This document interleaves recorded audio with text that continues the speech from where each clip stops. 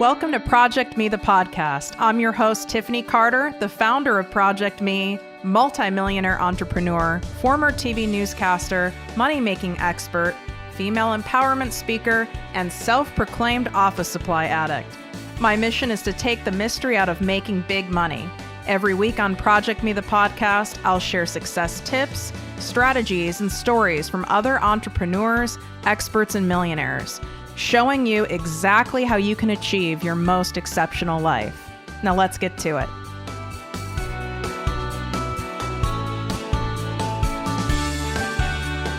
You all know I love sharing my secrets of how I went from $17,000 a year to a multimillionaire. My top essential tool for managing my two successful businesses, plus my crazy life, is my paper planner. But not any random planner, specifically my Inner Guide yearly planner. The Inner Guide planner doesn't just organize my schedule, it helps me map out and discover my goals, dreams, self-care, and keeps my millionaire mindset on track. I want you all to get planning right away for 2019. So I arranged to get a special Inner Guide discount exclusive to my ProjectME posse. Go pick out your favorite yearly planner at inner-guide.com. And at checkout, use the code ProjectME 15% off, and you will receive 15% off your entire order. If you are driving or multitasking and can't write this down, the Inner Guide link and code is in my Instagram bio at ProjectME with Tiffany. And remember, as I always say, you are either planning for success or heading to failure.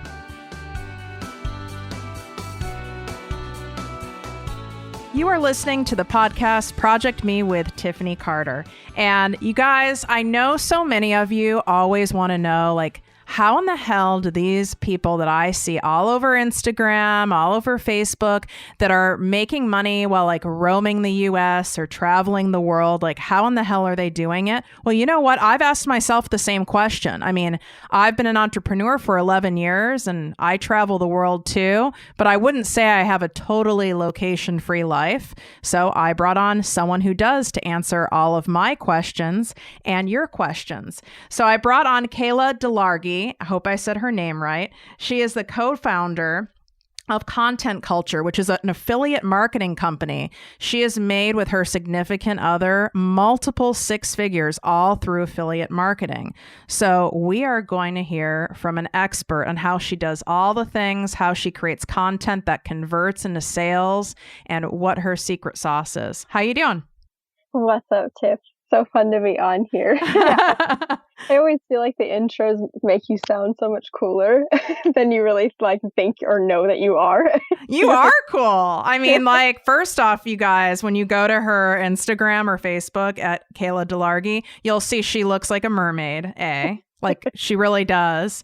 And you'll also see that it's not BS. It's not like she took one trip to Bali and she posts all the photos.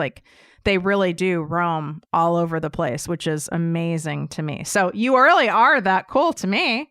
Well, thanks, Tiff. It's awesome. For whatever is that's worth, and me in my bathrobe doing this interview at 2:45 p.m. Thank you. Hey, I think you're really cool to be able to be doing this at 2:45 p.m. in your bathrobe. Well, thank you. So first off, I didn't know what this was either. I really didn't know what it was. So can you help all of us understand what is affiliate marketing? Yeah. So for me, when I first got into the online space, I had no prior experience either. So I was like, what do you mean? What's affiliate marketing? What's network marketing? What's e-commerce? What's all of these things? I thought marketing was just marketing. And it really is obviously very similar in manners of how you put out your advertising, what you create around your content. But affiliate marketing is quite different in the manner that we're able to be affiliates, so distributors more so, of multiple different companies or offers in the online space. Now, we have done offers that are offline too, so they are in terms called direct sales because you could sell them door to door or through demonstration parties, etc., which then falls very similar to network marketing, which most people are like, I don't want to do that. And that was me. So that was where I was like, I don't want to bother my family and friends, but I do want to be able to leverage, working online and communicating with people who are like me or who are interested in the same kind of offers or products or things that I'm using and living my lifestyle around. So yeah, as affiliates, we just basically sell different companies or products for a commission basis. And throughout the 2.5, almost 3 years now we've been doing it, we've kind of transitioned from leveraging other people's offers and brands to also creating our own, to then have affiliates who sell our products and our offers also in the online space. So yeah, we're just good old fans of affiliates. So I guess what I could compare that to is like, let's say you guys are going to, let's just use the grocery store because we all go there. So, out on the West Coast, we have Ralph's or whatever, wherever you guys go, Safeway, whatever. And you go in the grocery store and there's there's a lot of different types of like granola, all the Kellogg's, all the different brands of, granola. But then whatever grocery store that is, like, Ralph's, Kroger's, whatever, they have their own brand of granola, which they actually end up making more money off from because they're able to keep that initial, cost of making that granola a lot lower. So when Kayla's talking about, they still do sell other people's products, services, and programs, but she has also added another level where they drive traffic and people to ones they've created themselves. This way, they make more of a profit. Did I sum it up right? Yeah, absolutely. We're now completely, there's no middleman any longer. We're also the creators and owners and completely gathering the whole entire income stream of what's being produced instead of it just solely being a commission basis. So let's get down to the dirty part, so to speak, of the dirty work of affiliate marketing, because there's no business that's really just like easy, right? It can seem easy once you've done it a while, or it can look easy on social media, but there's always, so I call it a catch. There's a catch to everything. There's a catch to my business. There's a catch to everything. So what is that, so to speak, catch in affiliate marketing in order to be as successful as you guys are in it? What is it you have to do that's a lot of work? I'd say content creation. And it's not necessarily the fact that you have to do a ton of content to be able to be successful, but you just have to be committed to making quality content, and not necessarily content that's around anything and everything or all over the place, but having a good strategy or a good plan of the type of content that you do create around a similar interest or niche. Then it allows you to, get your message out there, but have an actual purpose or structure behind what you're doing and who you're doing it for and who it's actually attracting. And would you say also it's the consistency of the content? Absolutely, because like I said, you don't have to create a ton of content, but if you're not somebody who's committed to creating content, at least on a weekly basis, or at least having posts or pictures or things that you're free-flowingly creating and doing on a regular basis, it's a lot harder to get ahead in the game or to really gain momentum or be any different than anyone else doing the same thing. So how long did it take you guys before you started making any money doing this? Was it 6 months? Was it a year? For me, it took me about 7.5 weeks to make my first, what you would say, customer or sale transaction, right, from a Facebook ad, basically. And I've always worked in structure points where there's a front end offer and then there is a back end offer. So for me, the first initial customer or transaction that I had was a front end offer. It was somebody who was purchasing a training system, a platform to be able to leverage and learn from. So I made a sale that way. And when I did that, it was a tiny commission. It was I think $29 or something like that. And to me, it was still so cool because I'm oh my gosh, I just made $30. And I did it on Facebook and I was just, placing an ad. And to me, yes, it's very complicated and there's a lot of other stuff that comes with it. But the fact that it worked was all that I really needed to be able to be yeah, I can commit and go forward with making this happen over and over and over again. What does a front end offer and a back end offer mean? Okay, so in our structure of our business, we have front end offers and then we have a back end offer. So front end offer meaning a way to get somebody into your value ladder or into your actual clientele or customers or what would you call them? I guess offers, products, things you're trying to actually sell to your customers. A way to open the door to them is a front end offer. Sometimes they can be free, but mass majority of the time they're going to be a lower ticket. So most of the time under $100. You'll see a lot of front end offers range from like $27 to around $47. Our front end offer is $197, but it is something that is a one-time payment and it is a lot more than you would typically get from anything else out there. And I can say that because I've bought a lot of the things out there to become and do what I have. But and then a back end offer is basically what allows you to make a residual income. So a way to not only have to worry about making those consistent front end sales all the time. So having to make, the $10 over and over and over. Instead, you now have a residual income where you are working maybe with a higher ticket offer that then costs more money to leverage or to purchase or to promote. But it does allow you some residual income stream to now have for X amount of time of you using this product or life if you choose that that's the product that you want to stick with and work with. So when you say the back end is residual income, that doesn't mean that you're selling them, like $1,000 course. You're meaning you're selling them some kind of product or service where they would most likely repurchase it every month or every couple months?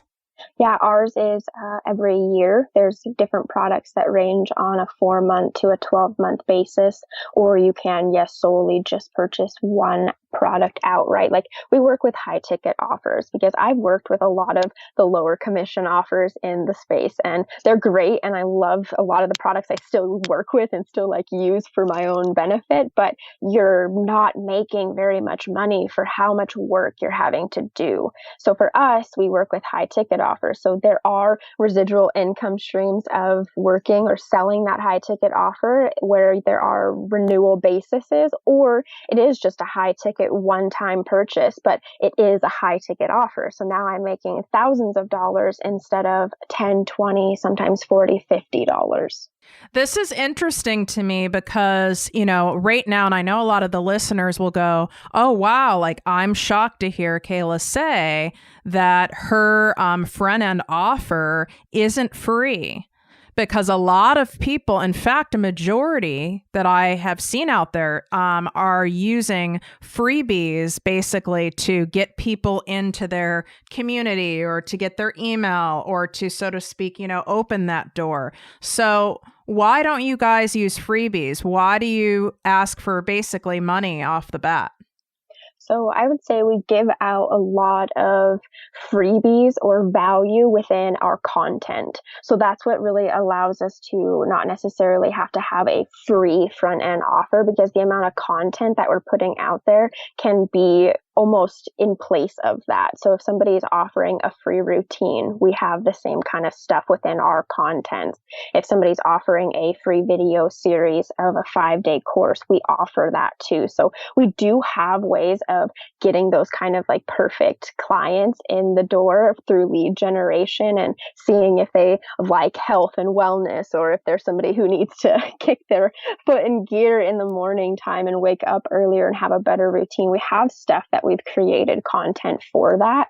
So now it's more so if you're wanting to take it from a next level and actually work one-on-one with us instead of just solely watching our content or using it for your side benefit, then you would pay for our front end offer. And then if you decide to go further, then you would have a way of actually building a business around back end offers if you chose. Interesting. So you don't feel that you need to use freebies in order to grow your email list. You feel that you can grow it organically or paid by using a lower ticket front end offer. That's what we've done. Yeah. Granted, it's all based off experience, right? And I've learned from some of the very best in the industry who do a ton of freebies where you're like doing a book like Russell Brunson. I've learned hands on from him for the last 2 years now. And he does a lot where it's a free front end offer, free in the manner of you're paying for shipping and handling or whatever it is to send to you, right? So for me, I do have, a good quality email newsletter that you can feel like you're getting stuff from me, even if it's not physically from me. Enough to where I know that I, over a 4 to 5 week course of those emails, can now transition to selling you my $197 offer, and you actually feel comfortable and confident enough in actually taking that and doing something with it. Is that kind of? Yeah, that makes sense. I mean, what do you have? Some like really insanely large email list at this point, 2.5 years in? So what's hilarious is I actually I had a 64,000 email list, subscriber list, whatever you want to call it.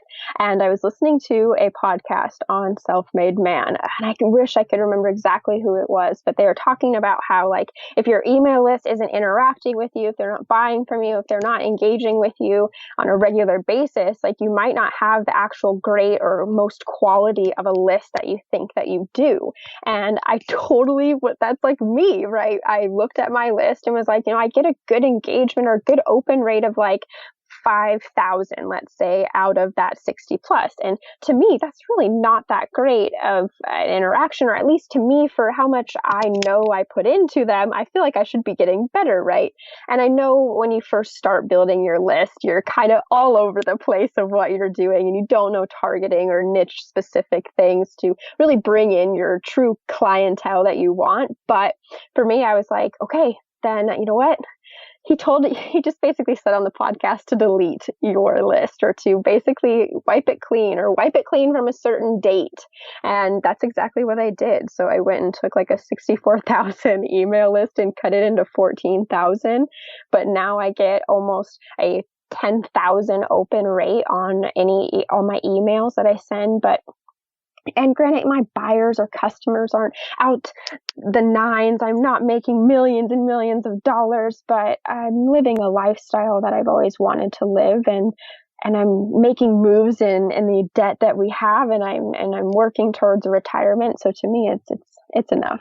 Well, first off, you're being very humble because you are making hundreds of thousands. So yeah. You're being humble by far, which I get. I can tend to do that myself. And I think it was really important that you shared that, because a lot of people, will say to me, well, Tiffany, I don't have a big Instagram following, or I don't have this or that. And I actually, on this whole email list thing, it all comes down to, it's the quality over quantity.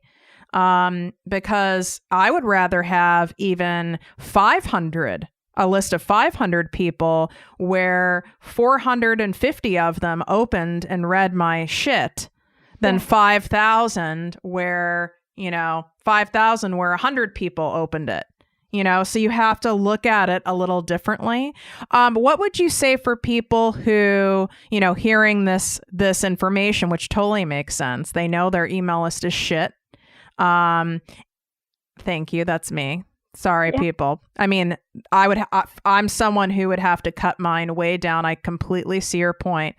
What would you say for people who basically now are going to be starting, in a sense, from scratch? What is the best way to build your list quickly? So obviously paid advertising has always been my strategy. Or I've known so many in the space who've done and built organically and have really made a good impact or made a good income for themselves doing so. But for me, it just didn't happen fast enough. And that is kind of where I feel like just depends on how quick or how patient you're willing to be in this. And for me, I wanted to get out of my job. So I was like, okay, paid advertising. I know I have a set bonus that I make every month at the office that I know is going to be no less than this. So let's take that and use it towards an advertising expense. And we'll run some Facebook traffic and we'll really learn kind of what we're doing and who we actually want to attract, which is what made me kind of go into Russell Brunson's courses and trainings and coaching, is because I wanted to truly know, like, Kayla, who do you want to work with? Like, yes, we all want to help everyone. And I put that in quotations because we say that, but we really don't, because at the end of the day, you can only help somebody who's willing to help themselves. And most of the time, people who are like you are willing to help themselves, so you can help them best. So I was just trying to figure out like what I'm doing, who I want. And I'd say if you're trying to build a list quickly, paid advertising is the best way to do it, because you get yourself out there and you get a way better reach than you do organically. But it's not like you can't do it organically either. Yeah, it just takes more time, just like anything in business. If you have money or are willing to secure the funds, whether it's on your credit card or your Uncle Bob or whatever it is, or the bank, money does make more money as long as that money is being spent wisely. So it does take longer if you're doing it the organic way. When you go through paid ads, would you mind taking us at least, a little bit through like one of your systems? Is it like, let's say I saw your paid ad, your sponsored post or whatever on Facebook. I'm assuming it wouldn't be for a freebie. Like, how would you get my email from that? Right. So I do have different lists in the means of on our website. People can, subscribe to our newsletter. And then I do have actual sales funnels that would be actually attached to an advertising campaign. Now, both of those email lists would not go into the same email sequence, because obviously they're going to be opting in or subscribing to two-way different things. But if you were to see an actual sponsored ad of mine, you would be opting into a sales funnel, which would then in turn be basically emailing you email reminders on webinars that I will be hosting, presenting basically our offers or replays of those webinars. I also have like short video series where it's just short videos for people to really understand the core basics of affiliate marketing. So just kind of depends on like where you subscribe. But if it was from a Facebook ad, which is mainly where I run my advertising, it's going to be through a sales funnel, and you're just going to basically be emailed different value, but it's always going to lead back to how we can build a business for you or start a business or get you as an affiliate of other people's offers, because that's how we touched base or connected in the first place.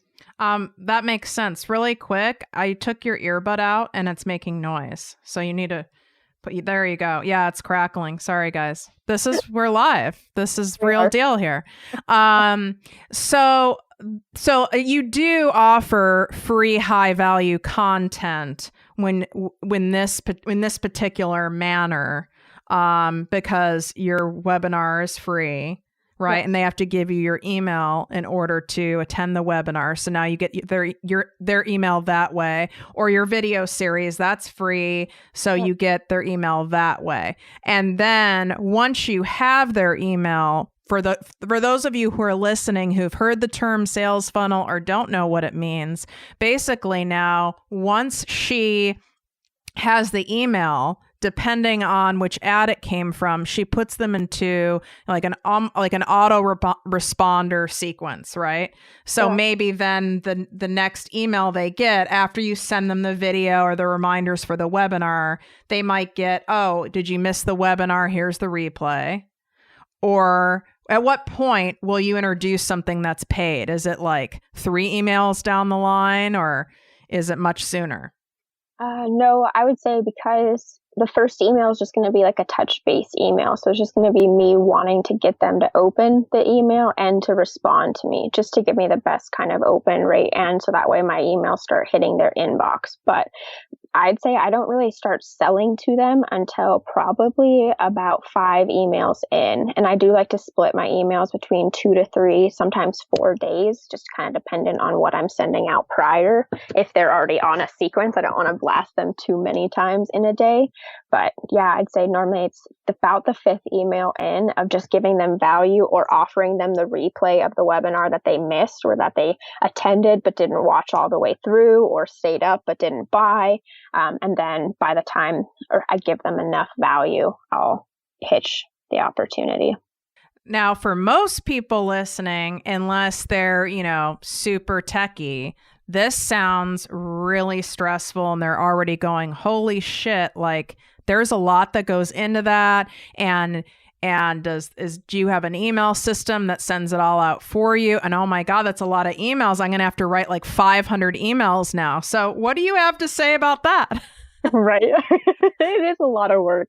I'm going to be real. Like if you're somebody, I feel like if you want to get into the marketing space at all, it doesn't matter what style of marketing, you better be somebody who's cool with creating content. And it doesn't have to be content that's videos or podcasts or anything that's any different than just an email or just a simple post. But you have to be okay with creating content, writing copy, reaching out and communicating with people. And if you're not, like, marketing just isn't for you, because you're just going to be overwhelmed with the amount of actual content you have to create to make everything run or to make everything work. And there are tons of systems and tools that I use that help simplify all of this for me. But yes, the initial point of the email has to be wrote by somebody, and it does get wrote by me, but that doesn't mean I don't, reuse my content and take those emails and change the headline or change the subject line to see if I get a better open rate, or to see if people actually click all the way through. And,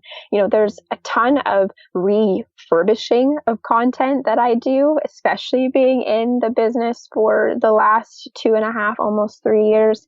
I have a ton of it. So I think when you first start out, yes, it's overwhelming, but that can be the exciting part too, is knowing that you're not only creating content, but you're documenting your entire life or your progression of your business. And what's cooler than that, to be able to look back on, or to have an entire community of people who are able to experience that with you just by going to your page or going to your website or reading your blog. So it's overwhelming. Yeah. But I think if you're wanting to be a marketer, you got to be cool with creating content.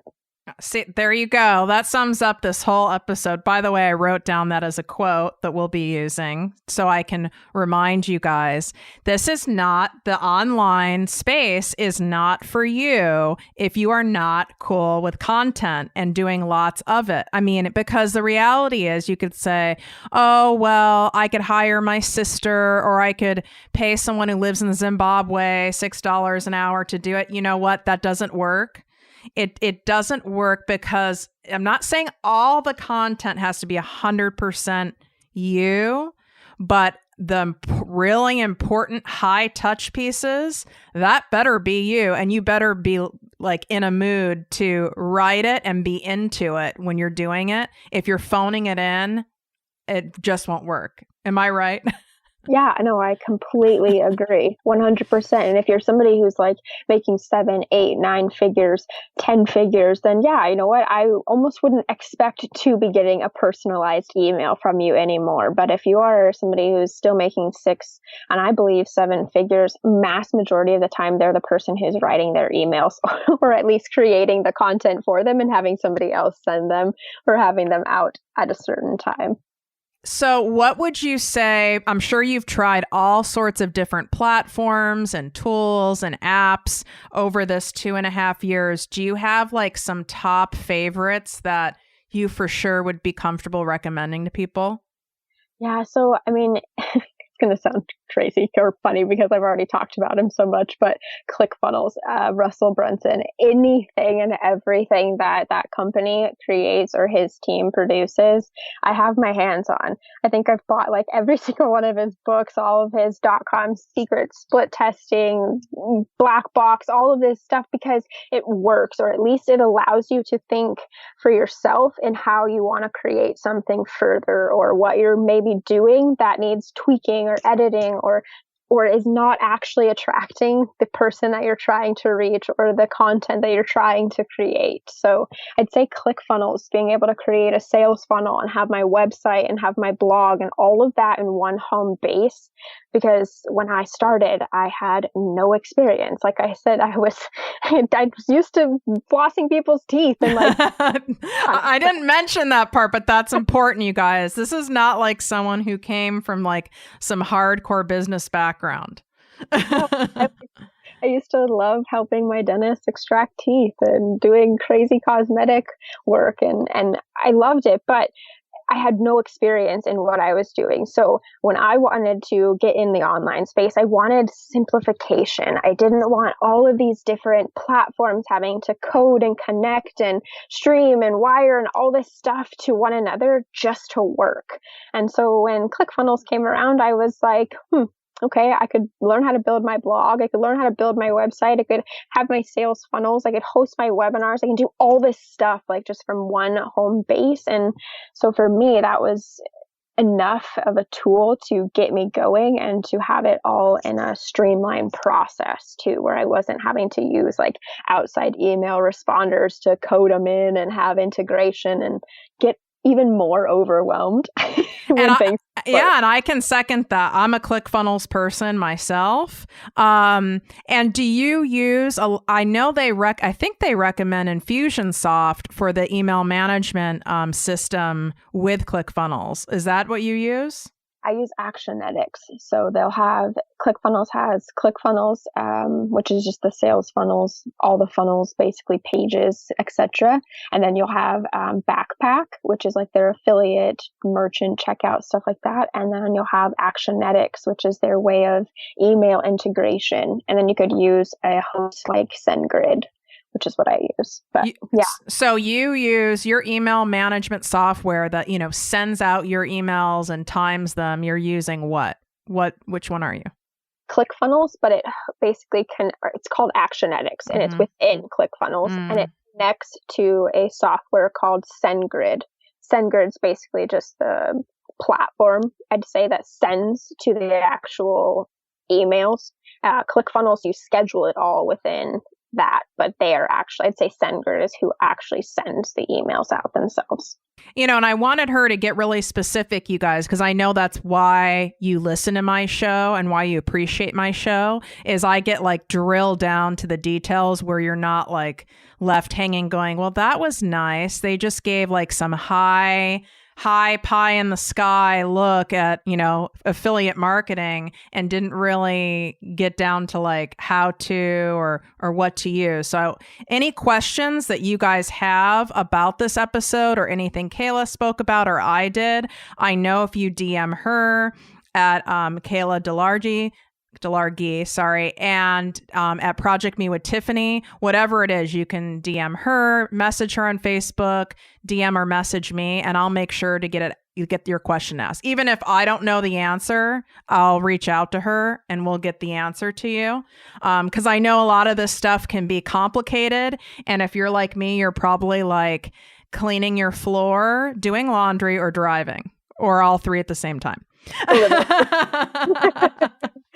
Like, oh, I started this one and now I'm doing this one. Because that's just what happens. So I also know when I do shows with people like yourself who you guys are making multiple six figures. So you do have the revenue now to be able to pay for all these platforms. These are not free platforms. No. So, I mean, I know you used your bonus money from your, past, full-time employee job to invest. But what do you have to say for people who want to start, but they really have, minimal money, and doing all these different platforms is very scary to them? Absolutely. So that's one nice thing I'd say about one of our offers, our marketing guide offer, is we do help coach and teach you how to do a lot of the work of affiliate marketing, but not actually having to manage and have all of that responsibility of doing it right then and there. Meaning that we have people who manage your sales funnels, and we have ways of hosting your emails and sending them out for you, and not having necessarily to be the person who's hosting hosting a live webinar every week to make a sale. And that's how we have affiliates, basically, is we host all of this stuff and we do a lot of this stuff for our affiliates. So if somebody is wanting to get into the space or really learn how to do this stuff, I would suggest getting started with us. I'm not here to pitch myself by no means, but it's where I kind of began. I had a mentor who helped handle and manage my sales funnel, who sent my emails for me, who helped me with all of the confusing stuff and allowed me to really just focus on advertising and how to actually gain customers and revenue before I took on all of that responsibility and expense of a business. And yes, you have a business and you're running advertising and you're learning all of that. But sometimes I feel like the back end stuff is where you can get very overwhelmed. And if it can take the longest in just getting going. So yeah, for us, we do a lot of that back end work for our affiliates, but it is, again, $197. So it isn't free. But I tell people, like, at the end of the day, you're either going to stay stuck where you're at now, or you're going to work towards getting out of that place. And even if it took you $3, $10 a month for the next year or 2 years of your life, wouldn't that be more beneficial to work towards than to just say, screw it, I'll just stay stuck doing the same thing for the next 10, 20 years? I mean, like, where are you willing to break? Where are you willing to bend to show up for yourself, I guess, is where it kind of comes down to. And if it takes you even a little bit, a long bit, who cares? It's all about just taking action and being able to do it when you can. Amen to that. And you guys, seriously, like, I am a big advocate of hiring and asking for help. I was very stubborn and stuck in self-will my first 5 years of business. You guys know I've been in business 11 years.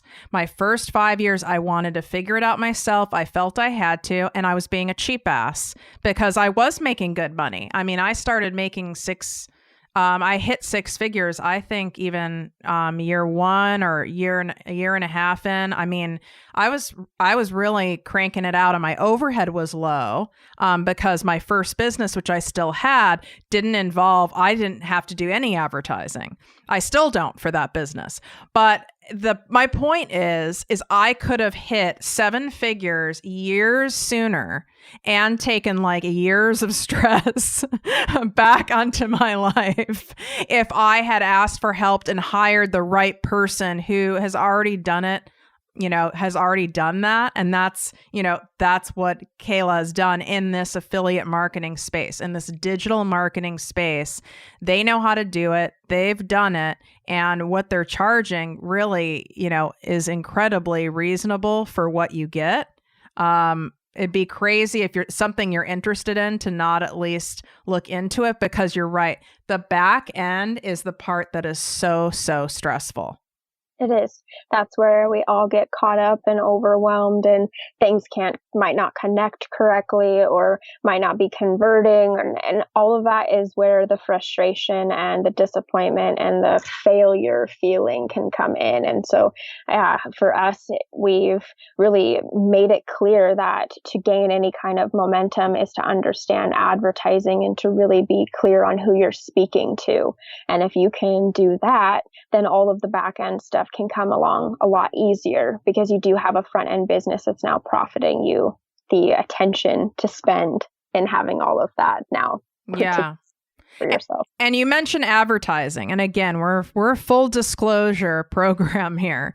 When you are doing a digital marketing company, affiliate marketing company, and you're making legit cash, there is a large percentage of what you're spending money on are paid ads. So can you speak to that, Kayla, so people understand, as you scale the business, what that advertising budget starts looking like?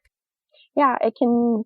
I mean, obviously, you're in charge of your business. You're the person who is running your advertising campaign. You can hire ad agencies to do it for you, where you're on a set budget a month that they spend, but you're also not guaranteed sales or a certain amount either from it. You get hopes or plans of where they are going to take you, but nothing's ever guaranteed. So yeah, you could spend a lot in advertising. And for me, I totally did. My first year, I spent, to some people it's a lot, to some people it's not. For me, I spent $33,000 in advertising. And for somebody who had no business experience, no prior marketing experience, no nothing, looked at that and was like, Kayla, that's $5,000 less than your yearly income as a dental assistant. Like, you just blew that on Facebook ads. But then we also went on to profit almost $500,000 from that. So it's like, again, where's the skin that you're willing to put in? And for me, if I could put in that kind of income to advertising, but then get a return of almost $500,000, I will do it over and over and over. So, but I'm also somebody who's not going to go tell you to run hundreds of dollars a day or go in and start spending hundreds, $50 every single day on ads if you don't even know what you're doing, because then you're really truly just profiting Facebook and you're not actually spending efficiently.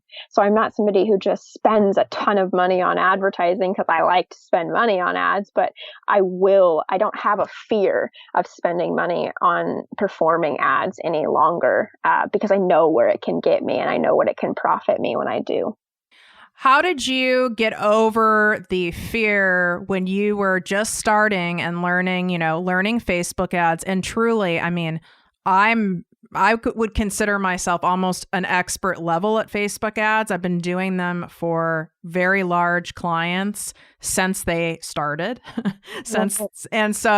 that doesn't mean I'm, certainly a master. They're always tweaking and changing things, which is really fun for me. And I'm sure for you too. So how did you, with your mindset, how did you wrap your head around the fact that, okay, I just did, ad number 3 and put in and did $1,000 ad spend. Now I did ad number 6. It's an $800 ad spend, and it starts really adding up, and you really didn't have that many sales. How did you reframe your mindset to make this okay? Because that would freak most people out. Oh, and it did freak me out. Don't get me wrong. Like, I'd say my biggest struggle in my entire life, I used to say just in my business, but now I've come to terms with a lot of my life, has been money. I have a very rough relationship prior with money, or expectation of where it should show up or where it should be when it shouldn't. And for me, I was scared shitless to be spending advertising on something that I did not see necessarily a return on. And yes, to say 7.5 weeks is early to make your first customer online. Absolutely. But it's also a really long time for certain people who have no prior experience, who have no expectations, and are like, I need this to work. And all I see are cha-ching, cha-ching, cha-ching. So for me, it was just reading.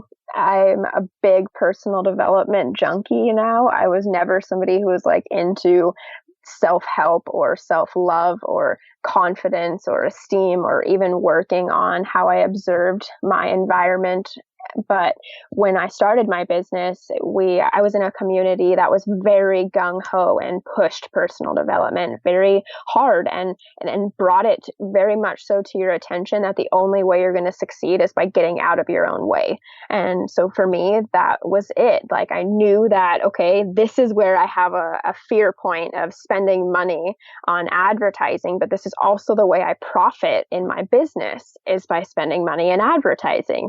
So for me, it was reading a lot of books, and I still consistently do, because I have times where I kind of float back into a fearful moment or experience of I'm going to lose it all. But I'd say personal development, reading, researching and learning about people who've made it, or in my terms have made it. And that gives me kind of hope or comfort in knowing that at the end of the day, it's just, you have to do it and you have to be okay with it. And like, you actually, to be honest, Tiff, when you were on my podcast, you literally said, like, what business in the world doesn't have debt, or like doesn't have some kind of debt on them for advertising or marketing or products or whatever. And yes, that was only a few weeks back, but ever since you said that to me too, it's helped me a lot in the manner of grasping like reality is having debt sometimes, and that doesn't make you a good or a bad person or a successful or not successful person. It just means you're trying to get forward or move ahead, and that's the only way of doing it. So I was scared shitless, but I just think I allowed myself to put my energy and focus in ways of not getting overwhelmed too much and allowing it to allow me to pull all my ships out and quit.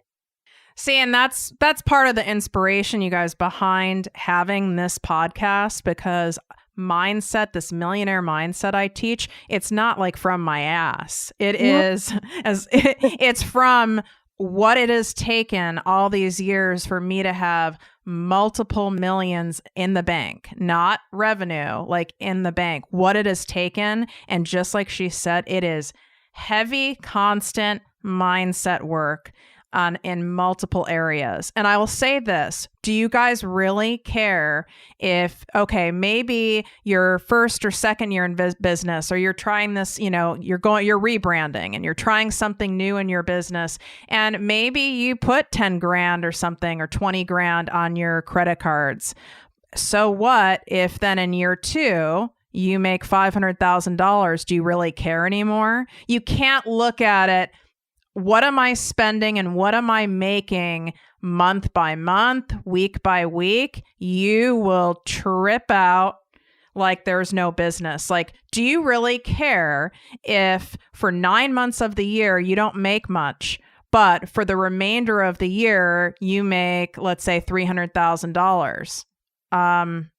Why would you care, right? But if you focus on, oh my God, this month we only made $1,000 or we only made 10 grand, whatever level you're at, it will mess you up.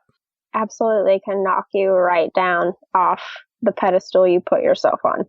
So before we end this just amazing lesson, this is like a full tutorial, you guys, on affiliate marketing and also just, online marketing in general. I want to touch back on the Facebook ad stuff a little bit. So it's not just me who's always telling my audience what to do and what not to do. What would you say are some like common big mistakes that you've made or that you see being made out there that just don't fucking work? So I would say I don't know if I'd ever say that don't work, but really it's like works for who? And I think that's where for a long time I got caught up in trying to make all these other people's strategies and ways of sharing their message or putting themselves out there. I tried to model or embody that, and it like came off as not authentic, and I wasn't feeling it. Or I'd be so overwhelmed or worked up about creating the piece of content because I had no experience or no actual connection to why I was doing it other than so-and-so did it, and I know they're making a shit ton of money online. So for me, it was just it's more so be clear on why you're doing what you're doing, whatever you're doing, because a lot of the time, if you can be very clear on why you're doing it, that story to me will withstand any other thing that you do or put out there online, because it'll allow other people who feel the same way to attract to it, to relate to you, to reach out to you, to read it and be like, oh my God, she's like speaking directly to me. And so it's not necessarily like what you would do wrong, because there's so many ways to generate leads, and there's so many ways of selling over a webinar and selling over the phone. And I think that's what we get caught up in, is we all think that there's like one specific way we should be doing it, but there's like a ton of different ways. So get clear on like who you're speaking to, why you're speaking to them, and why they should care. So what results you're actually going to give them, or to be able to bring to their life, or to help them get through, support, see light on. And then you'll really, no matter what, have a successful business, because you're doing what you love, you're being who you really are, and then you're attracting people who relate to you, who see what you're trying to do, who understand what you're trying to put out there. And it's not where you wake up one day and you're like, holy cheese and rice, like this is not the business I thought I wanted, and this is not the clientele I thought I wanted, or this is not who I thought I was. So yeah, I just get I find so many affiliates in the space who are lost in only one specific area, and they feel like they're lost in every realm because they don't know who they truly are trying to speak to or work with or what they're trying to deliver them. And if you know that, it makes everything else so much easier. That's great advice. For people who are wanting to explore more this affiliate space, where do they start researching on different affiliates, whether it's programs or courses or products that they can partner with that, give decent commissions? Are there like certain places on the interwebs to look? So you can go online.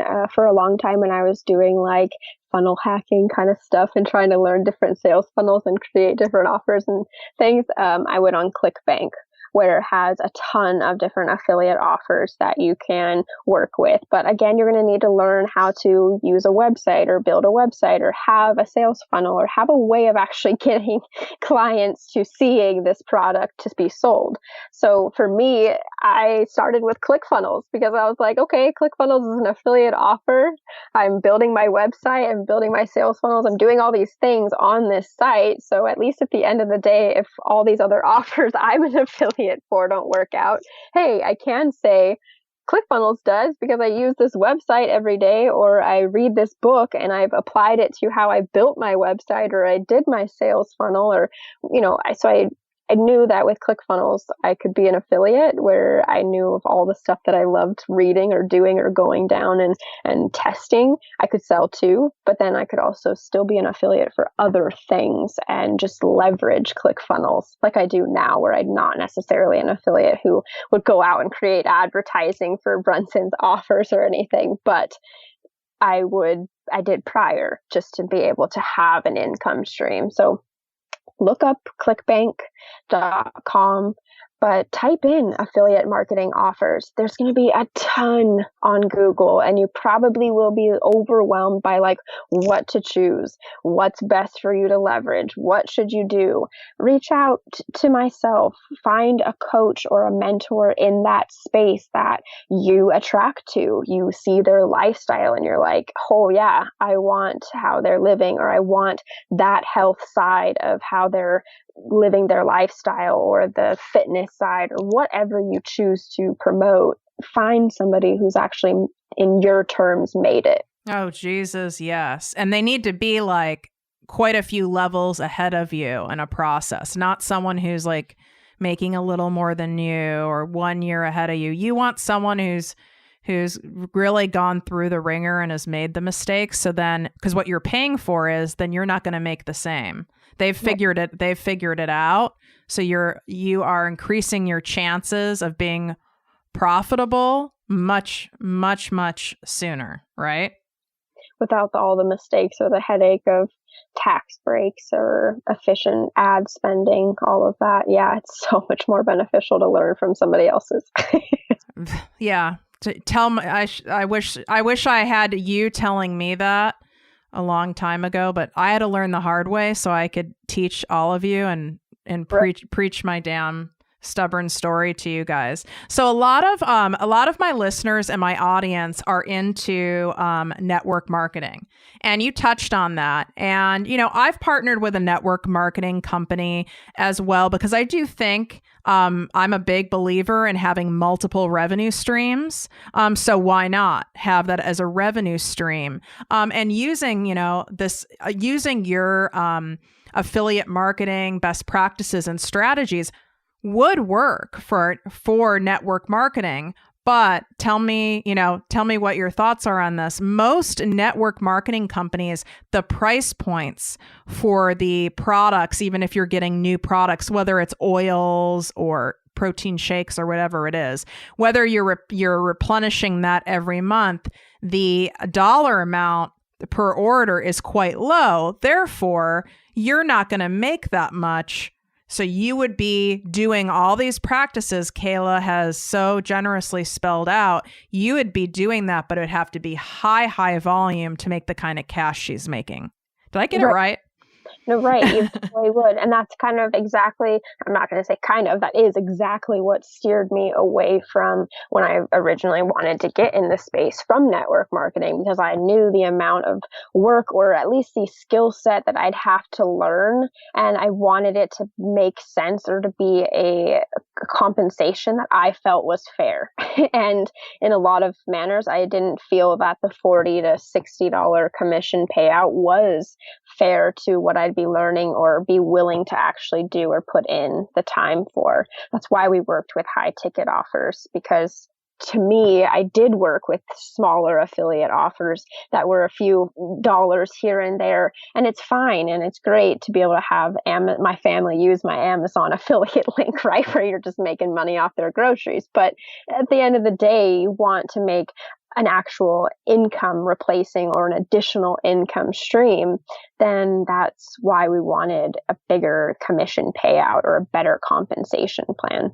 Yeah, because I do know people, and I don't mind mentioning. No, I'm not going to mention the network marketing company I'm partnered with. If you're really that curious, you can DM me and I'll tell you. I just don't want this to turn into some weird advertising type thing.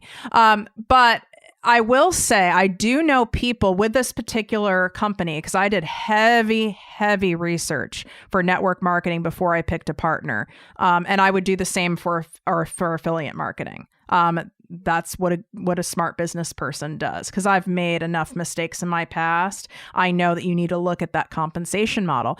But I do know people who are doing similar, digital marketing practices that you discussed with network marketing, and they are making millions, but the volume is insane of what they're having to do. Right. I mean, insane, to where, I'm wondering, like, wow, imagine if they put that effort into something that was a higher dollar. But on the other hand, if you are really, like, as you were saying before, Kayla, if you're being authentic and true to yourself and you are obsessed with those products, well, then that's enough right there, right? Absolutely. And that, yeah, totally, 100%. It makes it or breaks it for you. If you're somebody who uses them on an everyday basis, you love them, you're committed to them, you feel like it's a disservice to not sell them, then yeah, it doesn't really matter, right, what you make or are not. Yeah, I think that's a good way to look at it. And also, this is not an either or conversation, okay? Yep. You can I suggest you having the lower ticket items and then high ticket items. We want as many sources of revenue as possible, and you want to have more than one price point for people. So you're going to have to try on for size what works, what doesn't work. I mean, you guys have lower ticket offers and you have higher ticket offers, right? Right. We do. Yeah. We would say the higher ticket offers are not our products at the moment. They are different companies or different products and offers that we leverage. But for all of our lower ticket front end offers, they're all ours. Yeah. That we use or we've created and we put out to the industry. Well, thank you so much for taking us through this whole how-to ins and outs of affiliate marketing. And if you guys got a lot out of this episode, you liked it, do me a favor, and you're going to do it right now.